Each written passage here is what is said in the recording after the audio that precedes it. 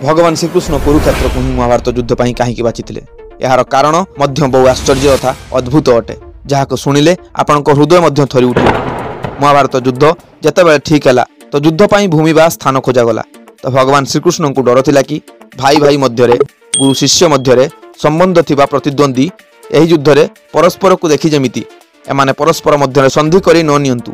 तेणु यही युद्ध पर एमिति भूमि बछागला जोठारे क्रोध हिंसा तथा द्वेष परस्पर पर्याप्त मात्रा थिबो। तेणु भगवान कृष्ण दूत माननकु प्रत्येक दिग को बहु दूर पर्यंत पठाइले एवं सेमानंकु सेठाकारे घटुथिबा घटनार खबर नेबा कहिले। तो एक दूत आसी कृष्ण को शुणाइले कि कुरुक्षेत्र रे बड़ भाई छोट भाई को क्षेत्र हिड़ बा बंध भांगी बहि जाउथिबा वर्षा पानी को अटकाया पई कहिले। तो सान भाई मना करिवारु बड़ भाई भयंकर भाव रागिगले एवं सान भाईर बध कले एवं सान भाई शबर गुड़ को धरी घोषारी घोषारी आनी हिड़ बा बंध निकट को नहीं गला एवं पानी को रोकिया पाई पानी जाउथिबा स्थान रे ही सान भाईर शव को पकेइला।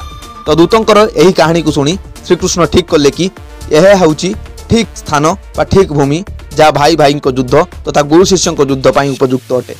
तो आपण चिंता करंतु यह थिला द्वापर युग। तो यही कली युग में भाई भाई तथा पिता पुत्र संपर्क केमिति एवं आगामी भविष्य में केते भयंकर हेबो। तो यह संपर्क में आप निश्चय कमेंट बॉक्स रे कमेंट करंतु। जय श्री कृष्ण, धन्यवाद।